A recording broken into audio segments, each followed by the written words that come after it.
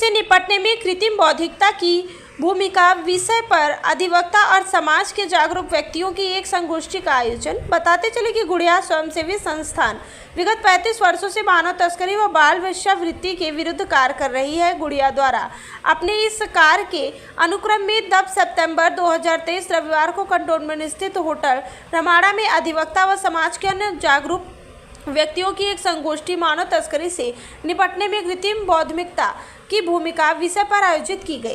कार्यक्रम का शुभारंभ उत्तर प्रदेश बार काउंसिल के पूर्व चेयरमैन वरिष्ठ अधिवक्ता हरिशंकर सिंह द्वारा दीप प्रज्वलित करके किया गया। कार्यक्रम में आर्टिफिशियल इंटेलिजेंस व इसके विभिन्न आयामों जैसे machine learning, algorithm, web 3.0, metaverse, blockchain सहित मानव तस्करों द्वारा मानव तस्करी हेतु आर्टिफिशियल इंटेलिजेंस के इस्तेमाल के विभिन्न प्रकरणों व इनके मोडुल्स ऑपरेंडी तथा आर्टिफिशियल इंटेलिजेंस द्वारा इसके रोकथाम के सही तरीकों सहित मानव तस्करी रोकने वाले दुनिया के विभिन्न देशों व संगठनों द्वारा आर्टिफिशियल इंटेलिजेंस के इस्तेमाल की विस्तृत चर्चा गोपाल कृष्ण एडवोकेट द्वारा की गई। सेमिनार में वीडियो कॉन्फ्रेंसिंग के माध्यम से अमेरिका से आर्टिफिशियल इंटेलिजेंस के विशेषज्ञ अमरजोत सिंह ने भी प्रमुख वक्ता के रूप में सहयोग किया। अमरजोत स्काईलार्क लैब के संस्थापक व CEO हैं, जिसका कार्यालय अमेरिका, ऑस्ट्रेलिया व भारत में है। इन्होंने इस विषय पर कैम्ब्रिज, स्टैनफोर्ड तथा MIT विश्वविद्यालयों से अपनी उच्च शिक्षा ग्रहण की है। वहीं defence advance research project agency USA के लिए भी विभिन्न महत्वपूर्ण प्रोजेक्ट्स पर कार्य कर रहे हैं तथा विगत कई वर्षों से गुड़िया संस्थान से जुड़े हैं व उसके कार्य में समय समय पर सहयोग प्रदान करते हैं। इसके अतिरिक्त कार्यक्रम में विभिन्न राष्ट्रीय पुरस्कारों से सम्मानित विधि के कई पुस्तकों में लेखक मोहम्मद हसन जैदी द्वारा आर्टिफिशियल इंटेलिजेंस के तकनीक एवं विधिक पहलुओं के बारे में सहभागियों को विस्तार से जानकारी दी।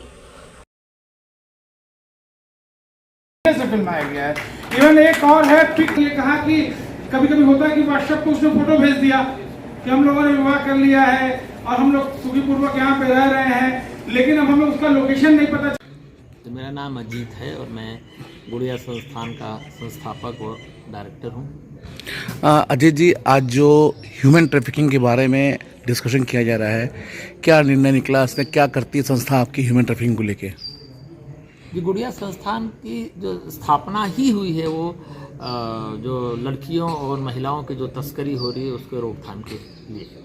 तो ये तो हमारी पूरी बुनियादी इसी के ऊपर बनी है। और आज के ज़माने में जब AI का बोलबाला हो गया, इस संदर्भ में अब हमने ये सेमिनार रखा है कि इस देश में कैसे AI को इस्तेमाल करते हुए कैसे ह्यूमन ट्रैफिकिंग, विशेषकर सेक्स ट्रैफिकिंग को कैसे रोकने का काम किया जा सके, क्योंकि जो ट्रैफिकर है वो बहुत चालाक हो चुका है और मैं समझता हूँ हमारी पुलिस भी अभी बहुत पिछड़ी हुई है इस मामले में।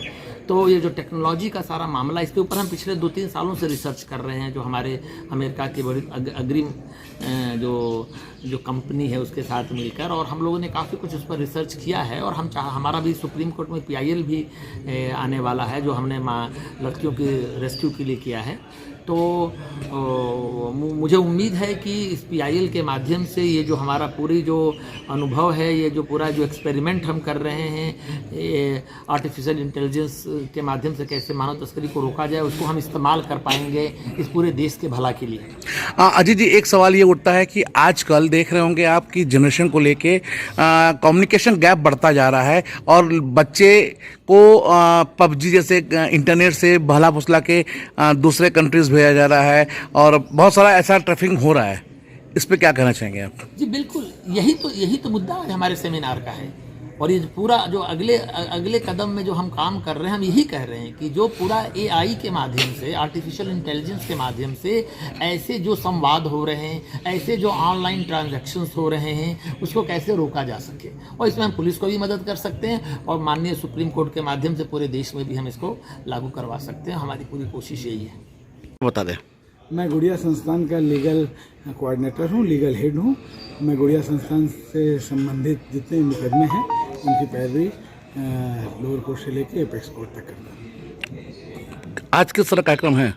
आज AI विषय के संगोष्ठी का आयोजन किया गया था।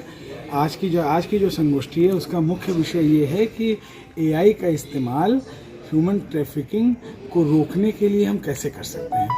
आज ह्यूमन ट्रैफिकर जो मानव तस्कर हैं वह फिजिकली बच्चों का अपहरण करने के बजाय कंप्यूटर के थ्रू लोगों को कंप्यूटर एल्गोरिदम के थ्रू आकर्षित करके इंटरनेट के थ्रू बच्चों का शोषण कर रहे हैं, लोगों को एक स्थान से दूसरे स्थान पर ले जा रहे हैं, उनकी मानव तस्करी कर रहे हैं।